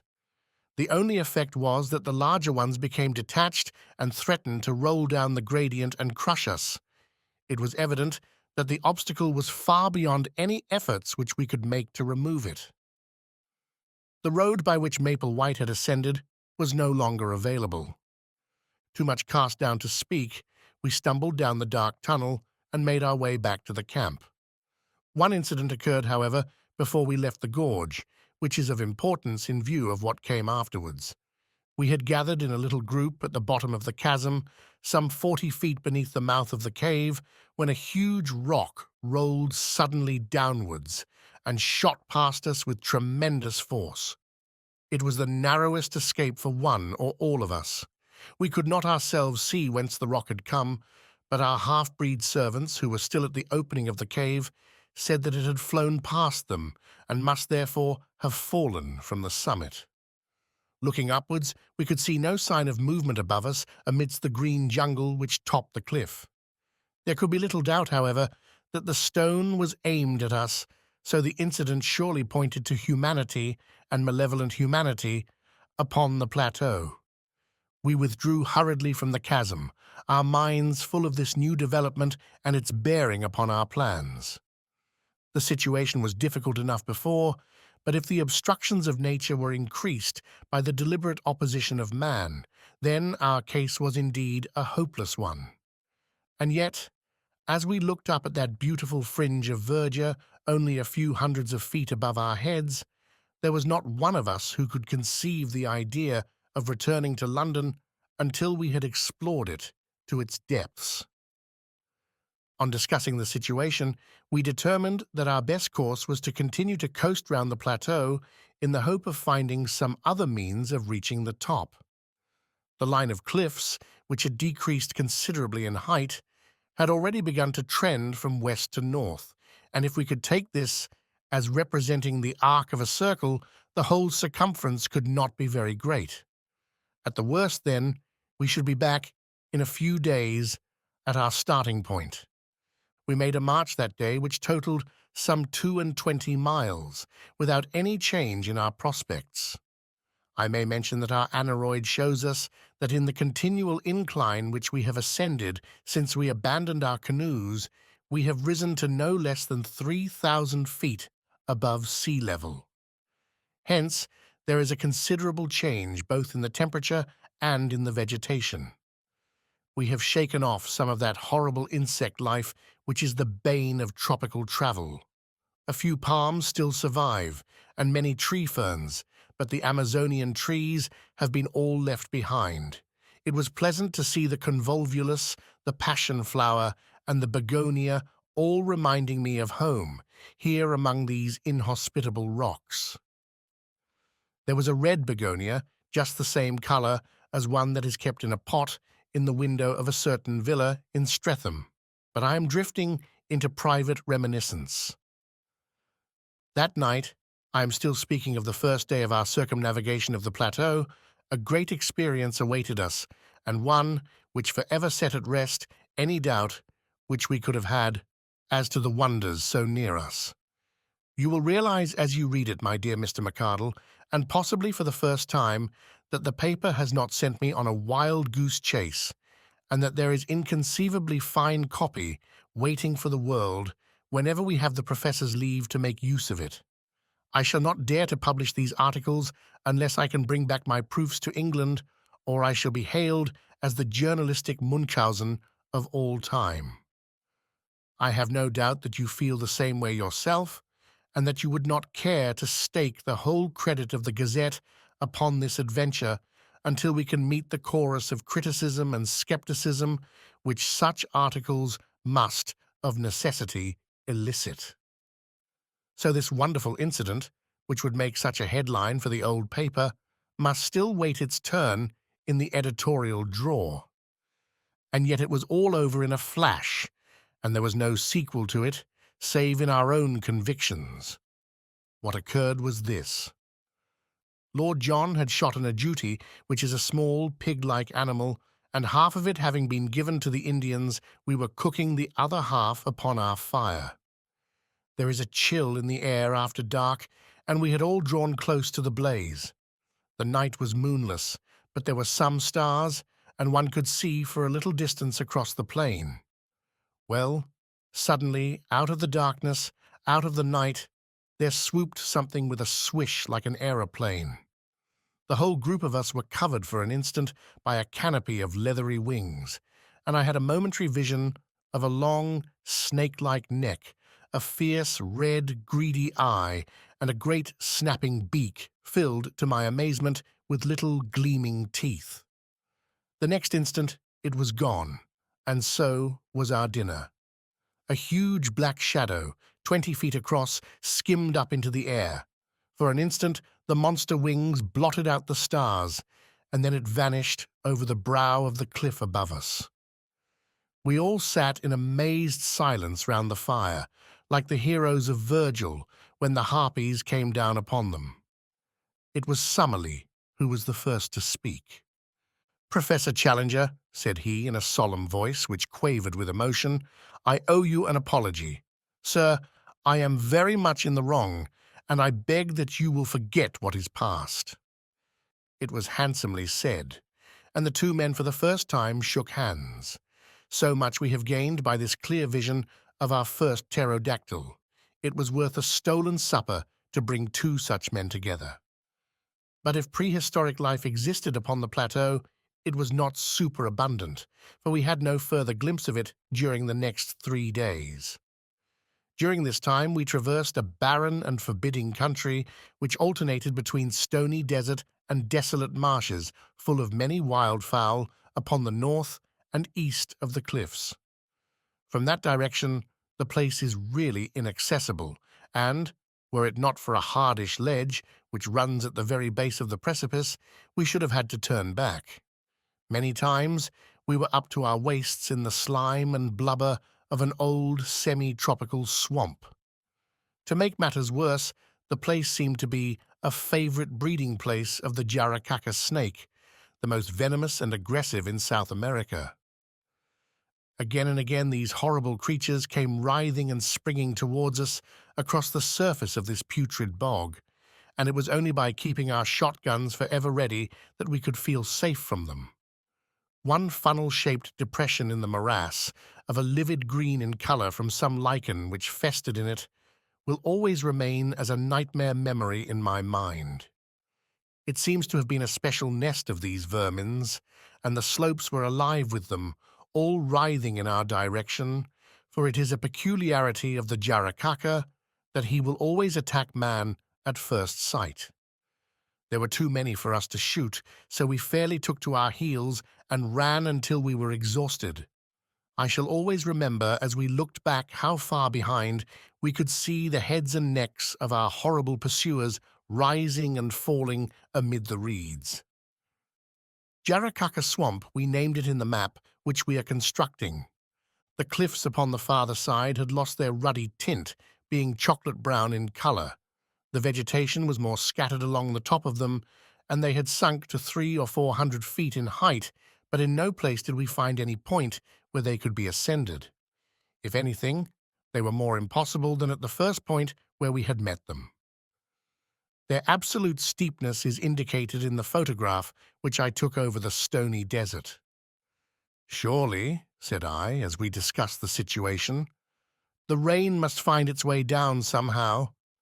There are bound to be water channels in the rocks." "Our young friend has glimpses of lucidity," said Professor Challenger, patting me upon the shoulder. "The rain must go somewhere," I repeated. "He keeps a firm grip upon actuality.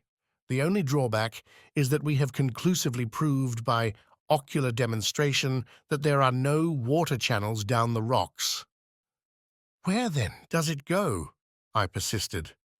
"I think it may be fairly assumed that if it does not come outwards, it must run inwards. Then there is a lake in the center. So I should suppose—" "It is more than likely that the lake may be an old crater," said Summerlee. "The whole formation is, of course, highly volcanic. But however that may be, I should expect to find the surface of the plateau slope inwards with a considerable sheet of water in the center, which may drain off, by some subterranean channel, into the marshes of the Jarakaka Swamp." "Or evaporation might preserve an equilibrium," remarked Challenger, and the two learned men wandered off into one of their usual scientific arguments, which were as comprehensible as Chinese to the layman. On the 6th day, we completed our first circuit of the cliffs and found ourselves back at the first camp, beside the isolated pinnacle of rock. We were a disconsolate party, for nothing could have been more minute than our investigation, and it was absolutely certain that there was no single point where the most active human being could possibly hope to scale the cliff. The place which Maplewhite's chalk marks had indicated as his own means of access was now entirely impassable. What were we to do now? Our stores of provisions, supplemented by our guns, were holding out well, but the day must come when they would need replenishment. In a couple of months the rains might be expected, and we should be washed out of our camp. The rock was harder than marble, and any attempt at cutting a path for so great a height was more than our time or resources would admit. No wonder that we looked gloomily at each other that night and sought our blankets with hardly a word exchanged. I remember that as I dropped off to sleep, my last recollection was that Challenger was squatting like a monstrous bullfrog by the fire, his huge head in his hands, sunk apparently in the deepest thought, and entirely oblivious to the good night which I wished him. But it was a very different Challenger who greeted us in the morning, a Challenger with contentment and self-congratulation shining from his whole person. He faced us as we assembled for breakfast with a deprecating false modesty in his eyes, as who should say, "I know that I deserve all that you can say, but I pray you to spare my blushes by not saying it." His beard bristled exultantly, his chest was thrown out, and his hand was thrust into the front of his jacket. So, in his fancy, may he see himself sometimes, gracing the vacant pedestal in Trafalgar Square, and adding one more to the horrors of the London streets. "Eureka!" he cried, his teeth shining through his beard. "Gentlemen, you may congratulate me, and we may congratulate each other. The problem is solved." "You have found a way up?" "I venture to think so." "And where?" For answer, he pointed to the spire-like pinnacle upon our right. Our faces, or mine at least, fell as we surveyed it. That it could be climbed, we had our companion's assurance, but a horrible abyss lay between it and the plateau. "We can never get across," I gasped. "We can at least all reach the summit," said he. "When we are up, I may be able to show you that the resources of an inventive mind are not yet exhausted." After breakfast, we unpacked the bundle in which our leader had brought his climbing accessories. From it, he took a coil of the strongest and lightest rope, 150 feet in length, with climbing irons, clamps, and other devices. Lord John was an experienced mountaineer, and Summerlee had done some rough climbing at various times, so that I was really the novice at rock work of the party, but my strength and activity may have made up for my want of experience. It was not in reality a very stiff task, though there were moments which made my hair bristle upon my head. The first half was perfectly easy, but from there upwards it became continually steeper until, for the last 50 feet, we were literally clinging with our fingers and toes to tiny ledges and crevices in the rock. I could not have accomplished it, nor could Summerlee, if Challenger had not gained the summit. It was extraordinary to see such activity in so unwieldy a creature, and there fixed the rope round the trunk of the considerable tree which grew there. With this as our support, we were soon able to scramble up the jagged wall until we found ourselves upon the small grassy platform, some 25 feet each way, which formed the summit. The first impression which I received when I had recovered my breath was of the extraordinary view over the country which we had traversed. The whole Brazilian plain seemed to lie beneath us, extending away and away until it ended in dim blue mists upon the farthest skyline. In the foreground was the long slope, strewn with rocks and dotted with tree ferns. Farther off in the middle distance, looking over the Saddleback Hill, I could just see the yellow and green mass of bamboos through which we had passed. And then, gradually, the vegetation increased until it formed the huge forest which extended as far as the eyes could reach, and for a good 2,000 miles beyond. I was still drinking in this wonderful panorama when the heavy hand of the professor fell upon my shoulder. "This way, my young friend," said he, "vestigia nulla retrorsum. Never look rearwards, but always to our glorious goal." The level of the plateau, when I turned, was exactly that on which we stood, and the green bank of bushes with occasional trees was so near that it was difficult to realize how inaccessible it remained. At a rough guess, the gulf was 40 feet across, but so far as I could see, it might as well have been 40 miles. I placed one arm round the trunk of the tree and leaned over the abyss. Far down were the small, dark figures of our servants looking up at us. The wall was absolutely precipitous, as was that which faced me. "This is indeed curious," said the creaking voice of Professor Summerlee. I turned and found that he was examining with great interest the tree to which I clung.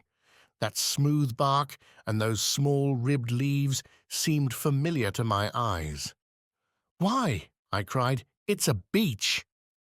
"Exactly," said Summerlee, "a fellow countryman in a far land." "Not only a fellow countryman, my good sir," said Challenger, "but also, if I may be allowed to enlarge your simile, an ally of the first value. This beech tree will be our saviour." "By George!" cried Lord John. "A bridge?" "Exactly, my friends, a bridge. It is not for nothing that I expended an hour last night in focusing my mind upon the situation. I have some recollection of once remarking to our young friend here that GEC is at his best when his back is to the wall. Last night, you will admit that all our backs were to the wall. But where will power and intellect go together, There is always a way out. A drawbridge had to be found which could be dropped across the abyss. Behold it! It was certainly a brilliant idea.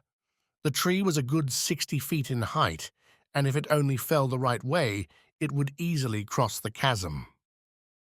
Challenger had slung the camp axe over his shoulder when he ascended. Now he handed it to me. "Our young friend has the thews and sinews," said he. "I think he will be the most useful at this task. I must beg, however, that you will kindly refrain from thinking for yourself, and that you will do exactly what you are told." Under his direction, I cut such gashes in the sides of the trees as would ensure that it should fall as we desired. It had already a strong, natural tilt in the direction of the plateau, so that the matter was not difficult. Finally, I set to work in earnest upon the trunk, taking turn and turn with Lord John. In a little over an hour there was a loud crack. The tree swayed forward, and then crashed over, burying its branches among the bushes on the farther side. The severed trunk rolled to the very edge of our platform, and for one terrible second we all thought it was over. It balanced itself, however, a few inches from the edge, and there was our bridge to the unknown. All of us, without a word, shook hands with Professor Challenger, who raised his straw hat and bowed deeply to each in turn.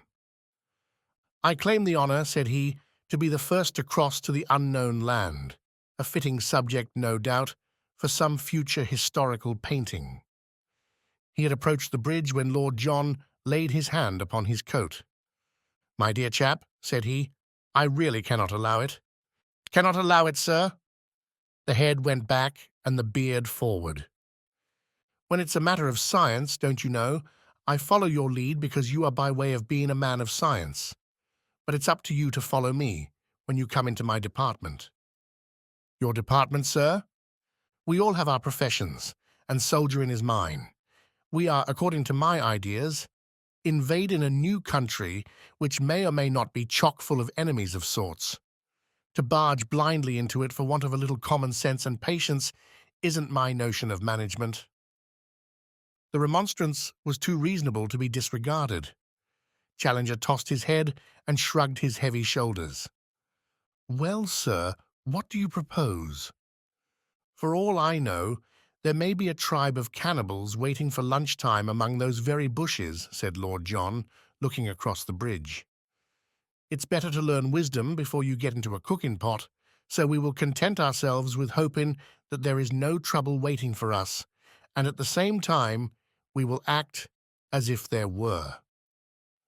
Malone and I will go down again, therefore, and we will fetch up the 4 rifles, together with Gomez and the other. One man can then go across, and the rest will cover him with guns, until he sees that it is safe for the whole crowd to come along." Challenger sat down upon the cut stump and groaned his impatience. But Summerlee and I were of one mind that Lord John was our leader when such practical details were in question. The climb was a more simple thing now that the rope dangled down the face of the worst part of the ascent. Within an hour we had brought up the rifles and a shotgun. The half-breeds had ascended also, and under Lord John's orders they had carried up a bale of provisions in case our first exploration should be a long one. We had each bandoliers of cartridges. "Now, Challenger, if you really insist upon being the first man in," said Lord John, when every preparation was complete. "I am much indebted to you for your gracious permission," said the angry professor, "for never was a man so intolerant of every form of authority. Since you are good enough to allow it, I shall most certainly take it upon myself to act as pioneer upon this occasion." Seating himself with a leg overhanging the abyss on each side, and his hatchet slung upon his back, Challenger hopped his way across the trunk and was soon at the other side. He clambered up and waved his arms in the air. "At last!" he cried. "At last!" I gazed anxiously at him, with a vague expectation that some terrible fate would dart at him from the curtain of green behind him. But all was quiet, save that a strange, many-colored bird flew up from under his feet and vanished among the trees. Summerlee was the second. His wiry energy is wonderful in so frail a frame. He insisted upon having 2 rifles slung upon his back, so that both professors were armed when he had made his transit. I came next and tried hard not to look down into the horrible gulf over which I was passing. Summerlee held out the butt end of his rifle, and an instant later I was able to grasp his hand. As to Lord John, he walked across, actually walked without support. He must have nerves of iron. And there we were, the 4 of us, upon the dreamland, the lost world of Maple White. To all of us, it seemed the moment of our supreme triumph. Who could have guessed that it was the prelude to our supreme disaster? Let me say in a few words how the crushing blow fell upon us. We had turned away from the edge and had penetrated about 50 yards of close brushwood when there came a frightful rending crash from behind us. With one impulse, we rushed back the way that we had come. The bridge was gone. Far down at the base of the cliff I saw, as I looked over, a tangled mass of branches and splintered trunk. It was our beech tree. Had the edge of the platform crumbled and let it through? For a moment, this explanation was in all our minds. The next, from the farther side of the rocky pinnacle before us, a swarthy face, the face of Gomez the half-breed, was slowly protruded.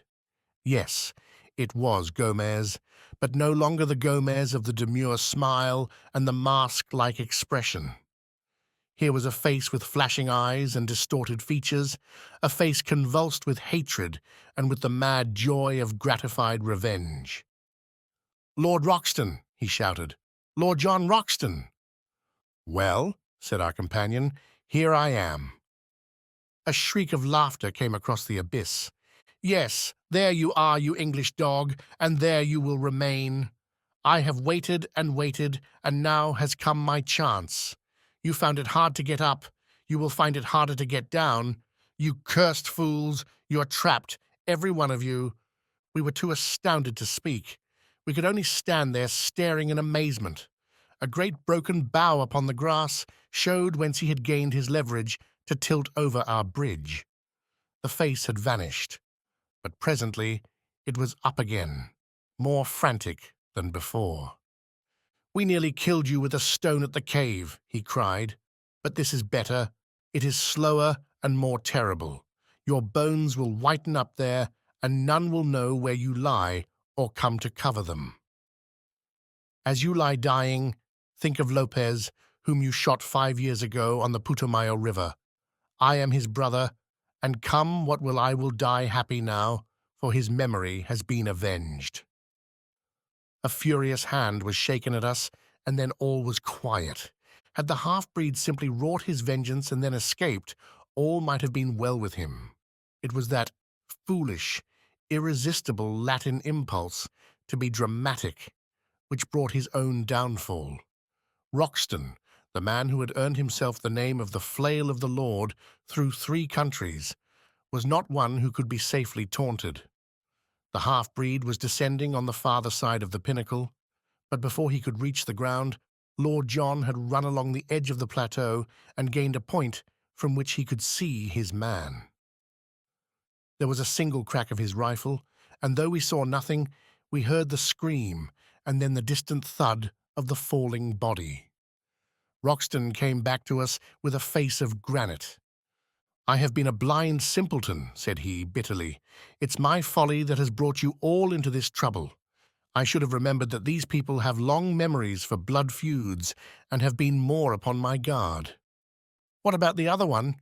It took 2 of them to lever that tree over the edge. I could have shot him, but I let him go. He may have had no part in it. Perhaps it would have been better if I had killed him, for he must, as you say, have lent a hand."